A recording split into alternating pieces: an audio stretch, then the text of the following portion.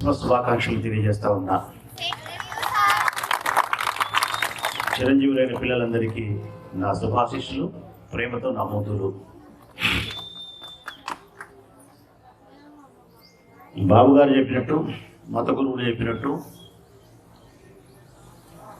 మీరందరూ కూడా భగవంతుని పట్ల విశ్వాసాన్ని, ఆరాధనా భావాన్ని కలిగి ఉన్నప్పుడైతే నైతిక విలువలతో మనం జీవిస్తాం. గ్రామం కానీ, సమాజం కానీ, దేశం కానీ, ప్రపంచం కానీ సౌజన్యంతో, సౌశీల్యతతో సంతోషంగా ఉండడానికి అవకాశం ఉంటుంది. లోకరక్షకుడైన ఆ ప్రభువు పట్ల విశ్వాసాన్ని సన్నగిల్లి అనైతికమైనటువంటి వ్యవహారాలతో జీవించగలిగినట్టయితే మానవుని జీవితం దుర్భరమయమవుతుంది. ఇది తెలుసుకోవాలి. మనం ఎన్నిసార్లు చర్చికి పోయినాం అన్నది పాయింట్ కాదు, ఎన్నిసార్లు బైబిల్ చదివినాం అన్నది పాయింట్ కాదు. మనం క్రైస్తవ కుటుంబంలో పుట్టినాం కాబట్టి క్రైస్తవులం అంటేది నిజం కాదు.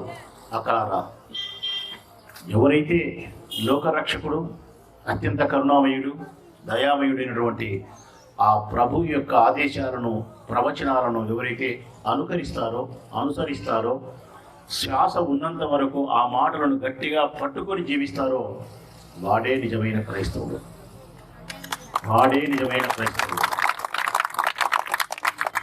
బైబిల్లో ఏమి సారాంశం ఉంది? చాలాసార్లు చదివినాము. నేను చదివినా, మీరు చదివినారు, బాబు గారు చాలాసార్లు చెప్పింటారు. బైబిల్ అంతా చదివితే మనకు కనిపించే సారాంశం 3 మాటలు. బైబిల్ అంతా చదివితే మన తోటి వారిని ప్రేమించమని చెప్తా ఉన్నాడు కరుణామయుడైనటువంటి, దయామయుడైనటువంటి ప్రభు. అందరినీ ప్రేమించండి. ప్రేమించడమే కాకుండా కష్టంలో ఉన్న మనుషుల యొక్క కన్నీళ్లు తుడవడానికి సేవించమని చెప్తా ఉన్నాడు, సేవ చేయమని చెప్తా ఉన్నాడు.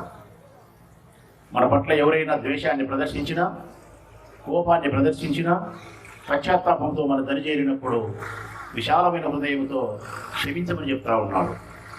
అంటే మనుషులను మనం ప్రేమించడం, సేవించడం, క్షమించడం, ఈ 3 లక్షణాలు మన శరీరంలోకి మనం తెచ్చుకోగలిగితే తప్పనిసరిగా మన జీవితానికి గొప్ప మార్గదర్శకమైనటువంటి దారిని మనం ఏర్పాటు చేసుకునే వాళ్ళమైతాం. లోకరక్షకుడైన ఆ ప్రభువు పట్ల ఆరాధనా భావాన్ని కలిగి నిజమైన క్రైస్తవ బిడ్డలమై సుఖశాంతులతో ఆత్మతృప్తిగా జీవించగలుగుతాం. ఇవి లేకుండా నువ్వు ఎవరిని ప్రేమించలేక, ఎవరికి సహాయపడక, నీ మనసు నిండా కోపాన్ని, ద్వేషాన్ని, పగను, ప్రతీకారాన్ని పెట్టుకుని జీవించినట్టయితే నువ్వు ఎన్నిసార్లు చర్చికి పోయినా కానీ ప్రయోజనం లేదు. ఎన్నిసార్లు బాబు గారు ఎన్ని మాటలు మీకు చెప్పినా కానీ మీకు లాభం లేదు. దయచేసి క్రిస్మస్ సందర్భంగా మిమ్మల్ని అందరినీ అభ్యర్థిస్తూ ఉన్నా, లోకరక్షకుడైన ఆ ప్రభు యొక్క ఆదేశాలను అనుసరించండి. వారి ప్రవచనాలను, వారి బోధనలను మనసా వాచే కర్మేణ స్వీకరించండి. స్వీకరించడమే కాకుండా మీ జీవితాన్ని సౌకర్యం చేసుకునేదానికి, సౌజన్యంతో జీవించడానికి ప్రయత్నించమని చెప్పి క్రిస్మస్ సందర్భంగా మిమ్మల్ని మనస్ఫూర్తిగా విజ్ఞప్తి చేస్తూ ఉన్నాను నేను. మీరు అనుసరించడమే కాదు, మన బిడ్డలకు మనం నేర్పించాలా. మన బిడ్డలకు మనం చిన్నప్పటి నుంచే ఆ మాటలు చెప్పాలా. మనం ప్రతి మనిషిని ప్రేమించమని చెప్పాలా. కష్టంలో ఉండే మనిషి కన్నీళ్లు తుడవడానికి ప్రయత్నం చేయమని చెప్పాలా.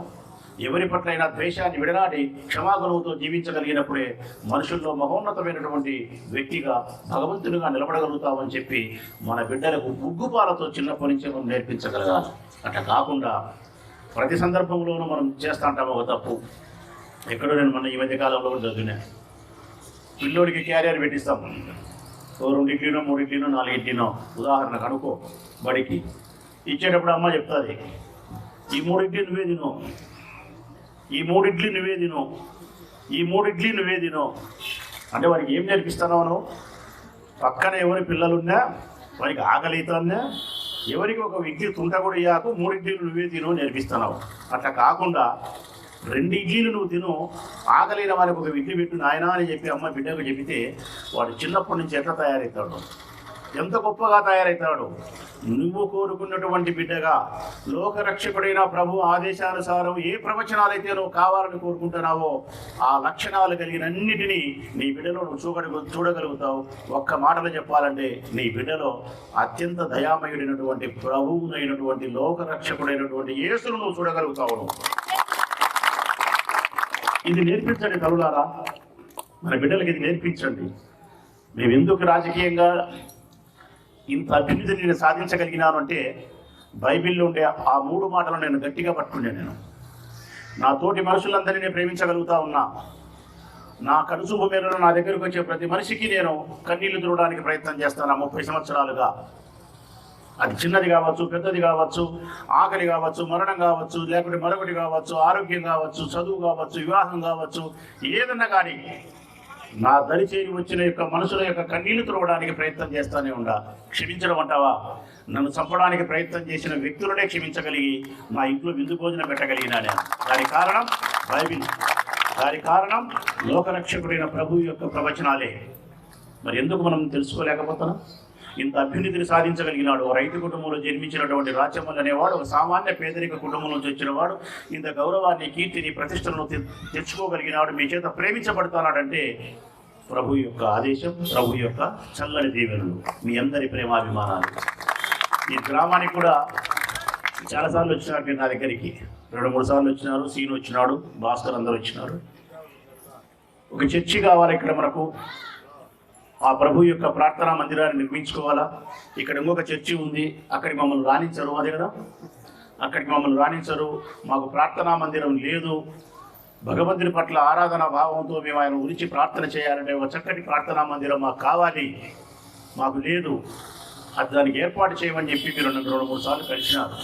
అప్పుడు నేను మీతో చెప్పిన, నేను ఎక్కడైనా సరే చెన్నమరాజపల్లిలో ఒక 4-5 సెంట్ల స్థలాన్ని మీరు చూసుకోగలిగితే అందుకు సంబంధించిన డబ్బును నేను ఇచ్చేదానికి నాకు అభ్యంతరం లేదు అని చెప్పితే, ఆ తర్వాత చర్చి నిర్మాణానికి మీరు తలా ఇంత డబ్బులు వేసుకుని నిర్మాణం చేయమని చెప్పి నేను చెప్పిన. అయితే ఆ రోజు మీరు ఒక మాట కూడా నన్ను అడిగినారు. చర్చి నిర్మాణం అంటే దండిగా డబ్బు అవుతుంది, స్థలానికంటే కొద్దిగా అవుతుంది. స్థలానికి ఏదో కొద్దిగా గొప్ప మేమందరం వేసుకొని తీసుకోగలుగుతాం, చర్చి మాత్రం నువ్వే నిర్మించి ఇవ్వని చెప్పి నన్ను మీ బిడ్డలాగా భావించి నన్ను మీరు కోరినారు. మా నాయకులు కూడా, వైఎస్ఆర్ కాంగ్రెస్ పార్టీ నాయకులు కూడా కోరినారు. నేను ఆ రోజు దానికి రెండిట్లో ఏదో ఒకటి చేద్దాంలే, ముందు స్థలం చూడండి అని చెప్పి ఆ రోజు చెప్పినాను. ఆ తర్వాత అజరే ముందుకు వచ్చినాడు. ఇక్కడ ఉండే సమస్యలన్నీ పరిష్కరించి సీను, భాస్కర్, మా వాళ్ళందరూ కలిసి మాట్లాడి సుందరాన్ని ఇస్తామంటే సుందరాన్ని అడిగినే పెద్ద మనిషి సుందరం స్థలం ఆయనకు 6 సెంట్ల స్థలం ఉంటే 2 సెంట్ల స్థలం ఆయన కుటుంబ అవసరాల కోసం ఉంచుకుంటారని, మిగిలిన 4 సెంట్ల స్థలాన్ని ప్రార్థనా మందిరం కోసం, ప్రజల కోసం తక్కువ ధరకే నేను ఇస్తానయ్యా అని చెప్పి ఆయన 4 లక్షలు 5 లక్షలు ఆయన కుటుంబ అవసరాలకు డబ్బు ఇవ్వమని చెప్తే అది మన వాళ్ళందరూ కలుసుకొని వేసుకొని ఆయనకు డబ్బు ఇస్తామని చెప్పి మాట ఇచ్చినాం. ఇక స్థలాన్ని ఆయన మనకు అప్పచెప్పినాడు. ఈరోజు 4 సెంట్ల స్థలాన్ని మనం బాబుగారిలో భూమి పూజ చేసుకొని పనిని ప్రారంభించుకుంటా ఉన్నాం. ఇక్కడ ఒక చక్కటి ప్రార్థనా మందిరాన్ని నిర్మించుకోవాలంటే ఈరోజు మొదలు పెడితే ఒక 7 నెలలు 8 నెలల కాలానికల్లా, అంతేనా, 7-8 నెలల కాలానికల్లా మనం ప్రార్థనా మందిరాన్ని పూర్తి చేసుకొని ప్రార్థనా మందిరంలో మళ్ళీ బాబు గారిని పిలిపించుకొని పూజా కార్యక్రమాన్ని మనం నిర్వహించుకోవచ్చు, ప్రార్థన చేయొచ్చు. దీనికి ఎంత అవుతుందని చెప్పి నిన్ననే అంచనా వేసినాం. 10 లక్షల, 12, 14, 15, 17, 18, 20 అని వేస్తే ఒక్కొక్కరు ఒక్కొక్కలాగా చెప్పినారు. కొంతమంది ఏమో 17 లక్షలు చెప్పినారు, కొంతమంది 15 చెప్పినారు. రాత్రి కూడా నేను మేస్త్రిని పిలిపించి వల్ల మాట్లాడితే 20 లక్షలకు తక్కువ కాదన్నా, మీరు ఎంత సింపుల్గా కట్టాలన్నా, అంతేనా, 20 లక్షలకు తక్కువ కాదు అని చెప్పినారు. 20 లక్షలు నా శక్తికి అది ఎక్కువనా తక్కువనా? ఒక గ్రామంలో ఒకరికే చర్చి కట్టడానికి 20 లక్షలు అంటే మిగతా ఎన్నో గ్రామాలకు ఎంతో చేస్తా ఉంటారు కాబట్టి భారం అవుతుందా? లేకుంటే వేరే తెలుగుదేశం పార్టీ వాళ్ళు భావించినట్టయితే ఎన్ని కుటుంబాలు ఉన్నాయి? 40 కుటుంబాలు ఉన్నాయి. 40 కుటుంబాలకు ఎన్ని ఓట్లు ఉన్నాయి? 4 ఓట్లు వేసుకుంటే 160, 150. 150 ఓట్లలో ఎంతమంది తెలుగుదేశం వాళ్ళు ఉన్నారు? 20, 30, 40. మనకి ఎంతమంది వేస్తారు? 100 మంది వేస్తారు. 100 మందికి 20 లక్షలు ఇవ్వాలన్నా? వద్దులే ఎత్తి. ఇది రాజకీయం, అందరూ చేస్తూ ఉండే రాజకీయం తల్లి ఇది. కానీ మీ బిడ్డ రాచమల్లి రాజకీయం ఎప్పుడు చేయలేను నేను అట్లా. నేను పేదరికంలో పుట్టి ఎరగటకారము భూవదిని బతికినప్పుడు కూడా ఇక్కడ నేను ఆలోచించలే. నేను ఉన్నతంగానే ఆలోచించిన. ఓట్లతో నేను ఎప్పుడూ మనుషులను చూడలే. మీ ముఖాలలో రాజకీయ పార్టీల రంగులు చూడలే. మీరు ఓట్లేసే యంత్రంగానో మిషన్గానో కనిపించలే. మీ హృదయం లోపల ఉండే మనస్సును చూసినా, ఆ మనసును సంతోష పెట్టడానికి నేను ఏమి చేయగలిగితే, మీ ముఖాలలో చిరునవ్వు చూడగలిగితే అదే ఆ భగవంతుడు నాకు ఇచ్చినటువంటి జన్మకు అర్థం అని చెప్పి భావించినాను. అందుకే 50 ఓట్ల, 70 ఓట్ల, 100 ఓట్ల, 100 ఓట్లు వేస్తారా, వెయ్యరా, సంబంధమే లేదు. మీరు సంతోషంగా ఉండగలిగితే అదే నాకు 10,000. మిమ్మల్ని అందరినీ ఆనందంగా ఉంచడంలోనే నాకు ఎంతో ఆనందం ఉంటుంది. కాబట్టి 20 లక్షల రూపాయలు కూడా నేనే చెల్లించి ఈ మందిరానికి ప్రతి రూపాయి నేనే పెట్టి మీకు నిర్మించిస్తాను. ఈరోజు భూమి పూజ చేసి వదిలేసిపో. భూమి పూజ చేసి ఈరోజే పనిని ప్రారంభించమని చెప్తా ఉన్నాం. తొలుగానే ఒక 5 లక్షల రూపాయల డబ్బులు ఒక మనిషి చేతికి ఇచ్చి నిర్మాణం చేపట్టమని చెప్తాం. 5 అయిపోతేనే మళ్ళీ 5 ఇస్తాం, మళ్ళీ 5 ఇస్తాం. అయిపోయేంతవరకు 20 లక్షలు కానీ ఇచ్చి వేగవంతంగా నిర్మాణాన్ని పూర్తి చేసి మీతో కలిసి మళ్ళా బాబు గారి నాయకత్వంలో ఇక్కడ ప్రార్థన చేసేంత వరకు మీతో కలిసి ఉంటానని చెప్పి తెలియజేస్తున్నాం.